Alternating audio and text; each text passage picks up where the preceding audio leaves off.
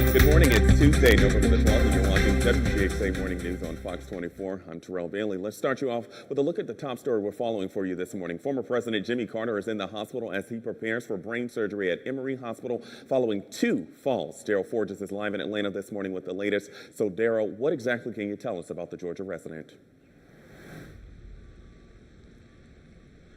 Good morning. That surgery for former President Jimmy Carter is scheduled for later on this morning to alleviate some pressure from his brain. This after the former president suffered several falls just last month. One of those falls included the former president having to have 14 stitches for his upper left brow. The second one, the former president suffered a pelvic fracture. Now, as you all know, the former president Jimmy Carter has dealt with a lot of things, including brain cancer, which he says he's fully recovered from. Now, according to the Carter Center, they do tell us that the president is resting well alongside his wife, Rosalind Carter. Now, if y'all remember, back on October 1st, President Carter celebrated his 95th birthday, making him the longest living president in U.S. history. That post was formerly held by former President George H.W. Bush, who died at the age of 94. Once again, that surgery is scheduled for later on this morning. We're live in Atlanta. Daryl Forges, back to you. Well, let's go ahead to Tagboard now. Take a look at this. A lot of citizens are wishing former President Carter a speedy recovery.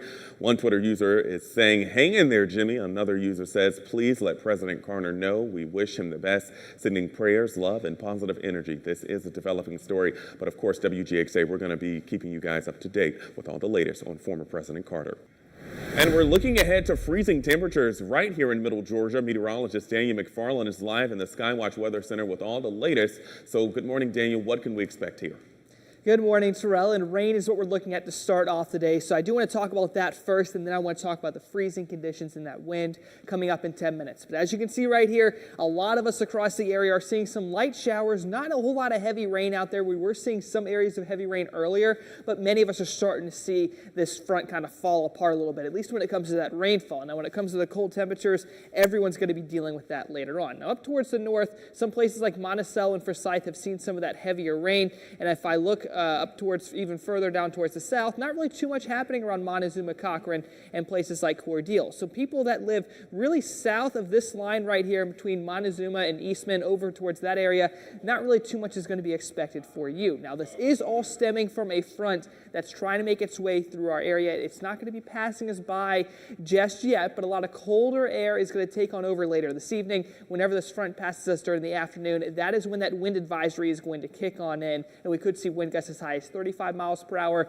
and that cold air is going to continuously have our temperatures dropping down into the 20s by overnight tonight. So coming up in 10 minutes, I'll talk more about those temperatures we're expecting and let you know when we can finally warm up.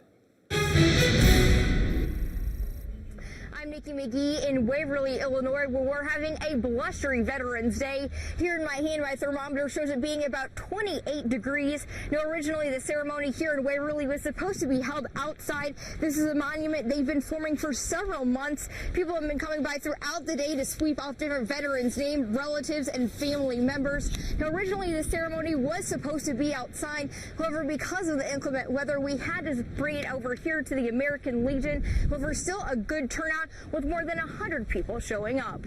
From Waverly, I'm Nikki McGee. Back to you. And aside from President Carter, here's a look at some of the other top stories we're following for you all this morning. A young cancer patient has thoughts on a cancer drug being pulled. Plus, Republicans, they want a bigger role in the impeachment inquiry, and they have a list of who they want to hear testify. But first, the teenage survivor of that deadly ambush on Americans in Mexico is speaking out for the first time. The teenager who survived a deadly ambush in Mexico last week, which left 9 American Mormon women and children dead, talked about the horrific attack. Devin's mother, Donna Langford, and his brothers, 11-year-old Trevor and 2-year-old Rogan, were among the people who were killed in the Mexican state of Sonora. After the attack, Devin hid 6 other siblings in the bushes before he walked 14 miles, more than 6 hours, to look for help.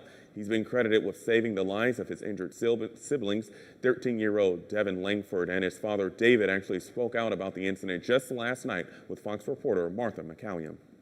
I didn't really start thinking. I was just thinking of my mom and my siblings, and I'm just thinking I need to get over there as quickly as possible. David Langford says his son wasn't the only hero that night and that he's moving his family from that area because it's not safe. That risked their lives and put their life on the line to rescue my children. This was an act of terrorism against our community. We're a community, a small community, but we're a quiet community. It's been safe now we've been there for over 60 years. We've never had an issue or a run-in with the law or the cartel at all. It's been a really safe community. This is the first and horrible, as horrible as it is, it's been the first attack against our community. And because of it, it's placed a lot of fear in the residents there, and most of them have left with really no intention of returning. Devin says as he walked to look for help, he was fearful he was being watched. What was going through your mind, Devin? That they'd probably come back or they were still watching me. I was afraid of that, and that my siblings were probably dead or something because some of them were hit very badly. Authorities suspect a Mexican drug cartel hitman carried out that attack. Several dozen firefighters are on the scene of a house fire in Pennsylvania. Fire officials say the fire is beginning to spread to a second home. Right now, their main priority to get the fire under control. It's unclear what caused the fire. No injuries have been reported at this time. We'll keep you updated with the latest. And before you head out the door, let's go ahead and give you all a live look into your morning commute. Our cameras are live along I-75 near Monroe County. Ooh, it's definitely a lot of big rigs out there on the roadways this morning, and you definitely want to have those headlights and your windshield wipers on as you head to work or school.